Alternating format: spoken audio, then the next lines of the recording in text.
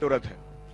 हम लोग जब आए थे तो हमें लगा था कि राज्यपाल महोदय का अभिभाषण होगा और उसमें बिहार की जनता की उम्मीदें होंगी, आकांक्षाएं होंगे, सपने होंगे और साल भर से जनता जिन सवालों को लेकर के जूझ रही है उसको हल करने के कुछ उपाय होंगे।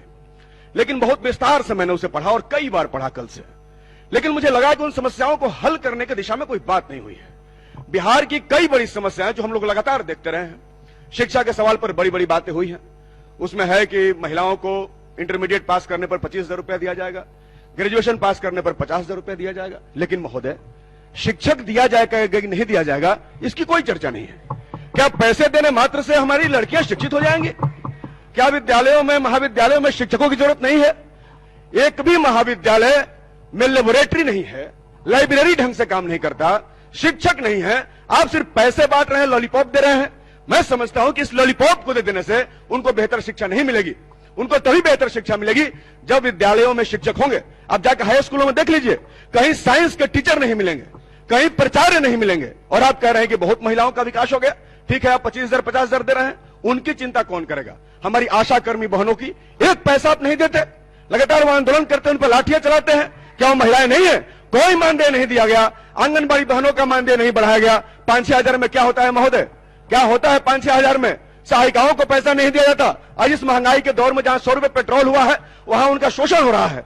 दूसरी बात महोदय, रोजगार की बात, जिस पर लगातार बिहार का नौजवान संघर्ष कर रहा है।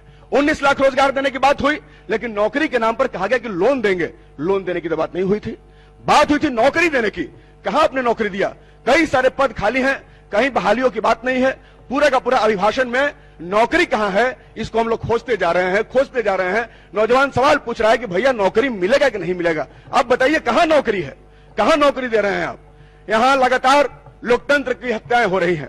अभी पिछले दिनों सोशल मीडिया को लेकर के एक फैसला बिहार पुलिस की तरफ से आया और कहा गया कि आप फेसबुक पर और सोशल मीडिया पर नहीं लिख सकते। क्यों नहीं लिख सकते? क्या बिहार के नौजवानों को, बिहार की जनता को असहमति का अधिकार नहीं है? और अगर उसको असहमति का अधिकार है तो क्या सोशल मीडिया पर वो अपनी असहमति को प्रकट नहीं कर सकता? आप कह रहे हैं कि आप आलोचना नहीं कर सकते। क्या माननीय विधायक, माननीय मंत्री, माननीय सांसद या किसी बड़े ऑफिसर की आलोचना अगर हम सोशल मीडिया के माध्यम से करते हैं तो ये कहां से गलत है? लेकिन सोशल मीडिया पर लिखने पर रोक लगा दिया गया और कहा गया कि अगर सोशल मीडिया पर लिखिएगा तो आपके ऊपर कार्रवाई हो जाएगी। अभी कहा गया कि धरना प्रदर्शन करने वाले लोगों को सरकारी नौकरी नहीं मिलेगी। महोदय, माननीय मुख्यमंत्री और तमाम यहाँ के जो नेता हैं, मैंने सुना है और बहुत गर्व से वो लोग कहते हैं कि वो जेपी आंदोलन की उपज है। बहुत आंदोलन हुआ था उस दौर में, हम भी जेपी आंदोलन को हमने पढ़ा है, लेकिन उस समय भी धरना प्रदर्शन हुआ। धरना प्रदर्शन कर करके आदमी विधायक हो सकता है, मंत्री हो सकता है, तो धरना प्रदर्शन करके आदमी सरकारी नौकरी क्यों नहीं ले सकता? क्यों सरकारी नौकरी पर रोक लगाया गया है? मुझे लगता है कि आप आंदोलनों से डरते हैं। जिस तरीके से लाठीचार्ज करते हैं, जिस तरीके से दरोगा अभ्यर्थियों पर लाठीचार्ज किया गया, जिस तरीके से शिक्षकों पर लाठीचार्ज किया गया, जिस तरीके से कर्मचारियों पर लाठीचार्ज किया गया और लगातार लोकतंत्र का हनन हो रहा है। महोदय, मुझे थोड़ा सा वक्त दिया जाए। सही बात है, हम लोग नए सदस्य हैं, तो नए सदस्यों को अगर सिखा रहे हैं तो थोड़ा बोलने का भी मौका दीजिए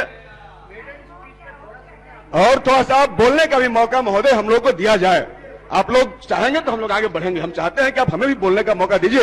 तो महोदय, मैं ये कह रहा हूं कि बिहार की सरकार भी मोदी सरकार की तर्ज पर यहां लोकतंत्र की हत्या कर रही है। वहां किसानों के पांव में कीले ठोके जा रहे हैं और यहां धरना प्रदर्शन रोक लगाया जा रहा है। मैं साफ तौर पर मैं कहना चाहता हूं, ये लोकतंत्र की हत्याएं हो रही है।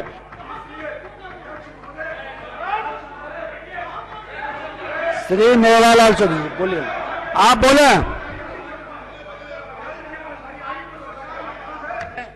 हम अपने पार्टी को धन्यवाद देना चाहेंगे कि उन्होंने, आप माननीय सदस्य बैठ जाएं। महामहिम गवर्नर नए सदस्य हैं और बैठ जाइए। आप शुरू करें, आप बैठ जाइए। आसन के अनुमति के बिना कोई बात प्रोसीडिंग में नहीं जाएगा माननीय सदस्य। आप